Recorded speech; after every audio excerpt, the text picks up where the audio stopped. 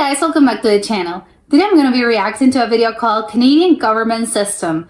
This makes me very intrigued because I know that the Canadian government, I think they have a prime minister. They do not have a president, or at least not. Well, I don't believe they have a president, but I know they have a prime minister. I do not know why, because I think prime ministers usually that's a figure that only exists when there's some sort of monarchy, and they have, I don't know, there's a parliament and there's a monarchy, but Canada, they don't have a monarchy, so I don't know why they have a prime minister and not a president. And I don't know, this makes me, I'm very confused about the whole thing. Hopefully this video is going to answer some of my questions. So let's check it out and comment, like, and subscribe.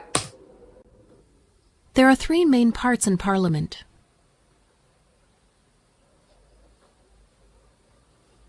A sovereign, king or queen, represented in Canada by the Governor-General. Okay. Is it because of the UK ties? And yes, of course, the sovereign is the king or the queen. This day, always it used to be the queen, now it's the king. And it's because of that, yes, technically, she is the sovereign of this country. Technically, that's what it is.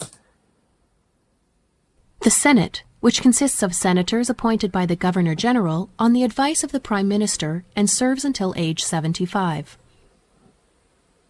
Okay, that seems at 75, I think you should be retired. I know that, yes, in politics, a lot of people are just I'll retire when I'm dead. And I don't really agree with that. I think in the US, the judges are it's the same. They have really old judges, and it's why? People after a certain point, I think not that older people should no, we should put you out to pasture. But no, I think usually, again, older people they deserve their rest, and I think you're not as sharp, and again, you should deserve your rest. Maybe you should have a place of counsel or something, but not as in the daily sort of goings of this. And I think the cap should be at 70, to be honest. The House of Commons, a representative chamber, made up of members of Parliament elected by the people, traditionally every 4 years. Okay. Both the Senate and House of Commons consider and review bills. No bill can become a law until it has approval from both of these chambers and received royal assent, which is granted by the Governor-General on behalf of the sovereign.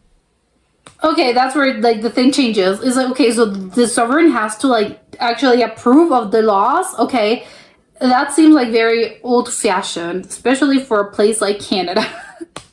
I would expect this from obviously England, but not Canada, really?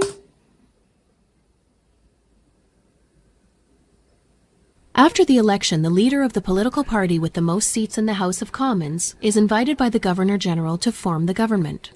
The leader of this party becomes the Prime Minister of Canada.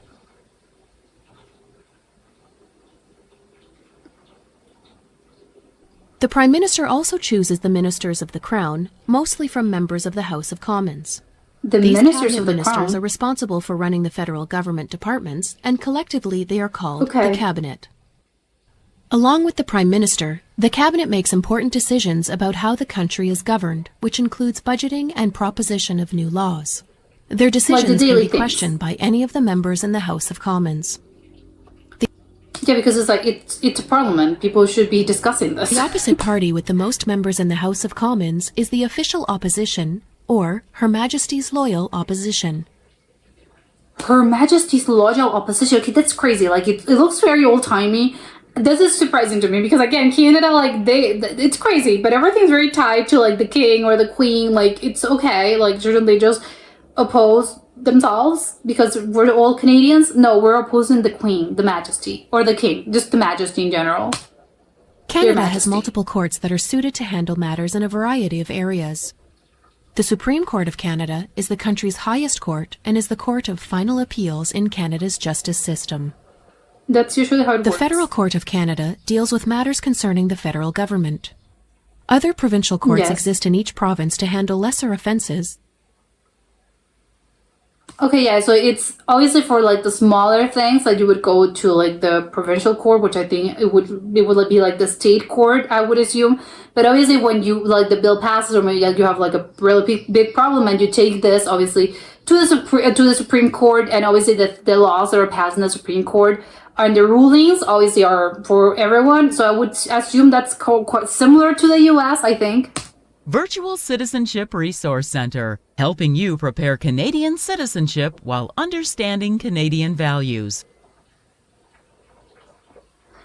Okay, so do people have to like? Okay, this seems to be like a clip of you probably have to study this before taking like Canadian like citizenship test. When people want to be like they have to take the test, like do they have to like pass this test? Obviously I would assume, right? Yes, you have to take some sort of test to realize that you understand, like I understand the country that I'm supposedly getting citizenship from. Like yes, of course I understand how the parliament works and how the rules work and how the laws work. So it's interesting. It's like, okay, so you really do have to study this if you ever want like Canadian citizenship. But I think like the Supreme Court, like I think like works similar to the U.S. one, if I understood it correctly. Like of course the federal court has like that's like the main sort of like yes, if you take this to the federal court and the federal court says yes or no, well obviously it's not that easy like when it comes to like laws and cases, like yes, it's like the people versus whoever. Yes, it's not that easy as yes or no, but I think like once you take this to the Supreme Court and the Supreme Court has a ruling that obviously like overrules everything else, and it's like yes, what we pass is law, and that's what we're the federal court. I would assume, again, sort of like similar in that sense to the U.S. What I do not know is what happens, like, again, I don't really know, like, how the Supreme Court, like, works and what kind of things, like, you should take over there. I don't know what's happening in Canada. It's like, to me, it's like, I have no idea, like, what the political climate is, what kind of laws they have in place. I do not know anything about this, but I would love to know, like, what kind of things, like, have been taken, maybe, like, in recent years, what kind of cases have been brought up in the federal court, or maybe, again, just because I'm curious, and I would love to know, because I think that speaks a lot of, like, oh, again, what's kind of like the political climate over there? Like, what's happening there? I think, like, to me, it's just like, I am blank. I have no idea. I just know there's a prime minister, I think. Yes, I think obviously there's a prime minister. I'm trying to think. I know that the other, like, the guy that I'm thinking of, I think was sort of like, he ended, like, his mandate and he's not the prime minister anymore. I don't even know who the prime minister is right now. I have to admit, I don't even know who that person is. But I would have to like do my research. But I think like it works similar to a parliament. I think it's kind of like similar to what I would have thought. Yes, of course, like the people vote every 4 years. Like they decide on a party. Obviously, you decide. I don't know if they have like a two-party system. Or is it maybe, hopefully not. I think the two-party system is really not very good for like political and for people, but it's the way it goes in a lot of places.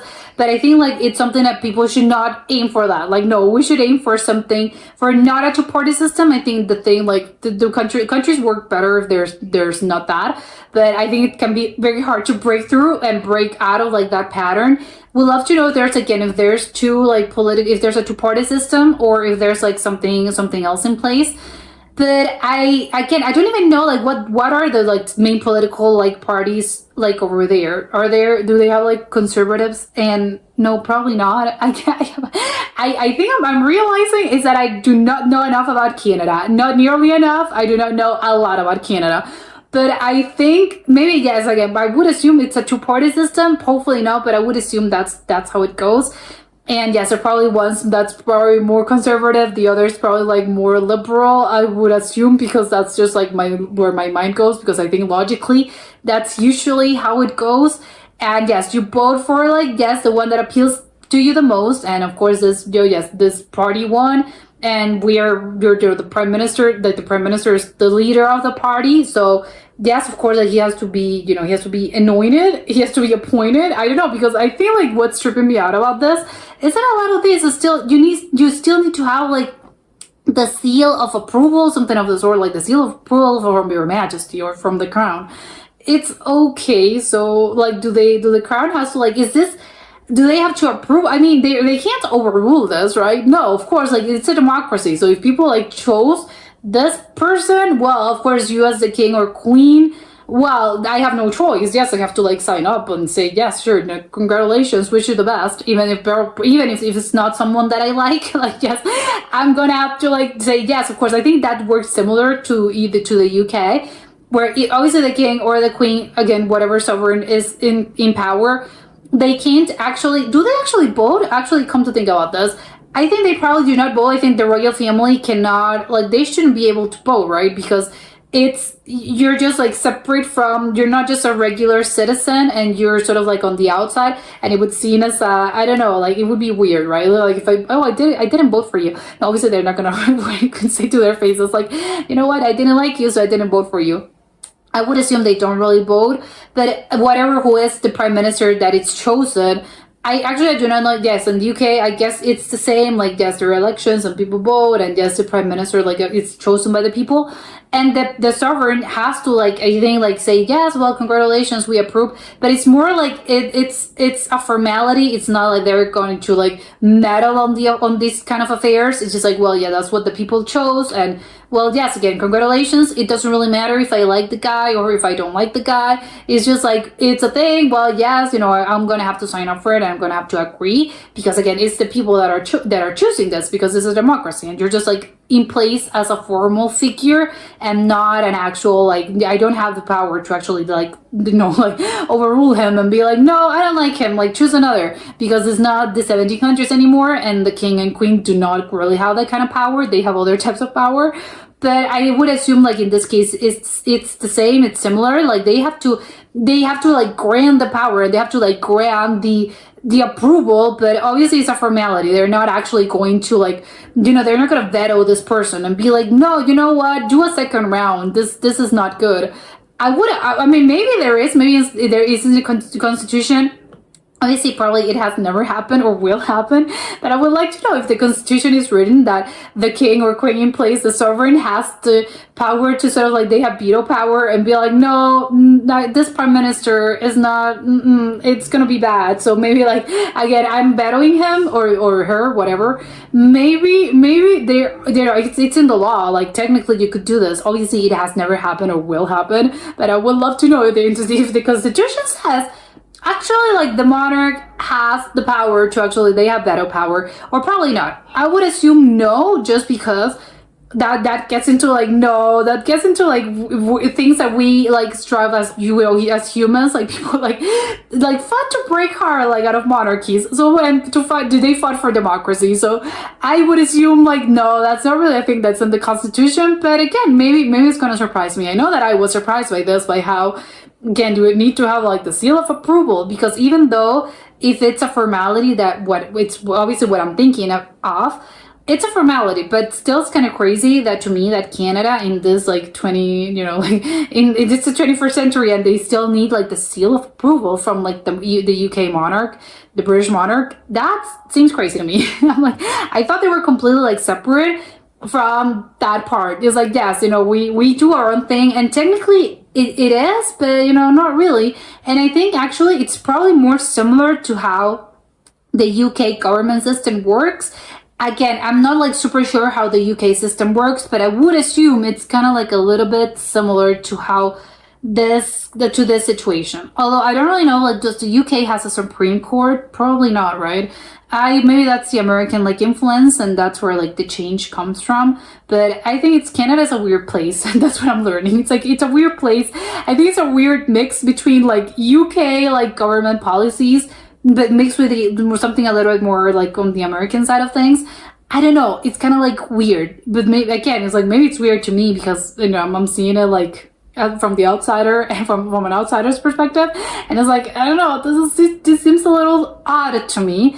Obviously for them it's quite normal, but I'm like, wow, you know what, you really are under, you know, a lot of, like, British, like, influence even in your government, in the government type of system. Because, but that explains my actual, like, you know, why do they have, like, a prime minister and not a president? It's like, well, yes, this explains it. It's because still the sovereign is still the sovereign, and they still have a monarch, and that's probably why they do not have a president.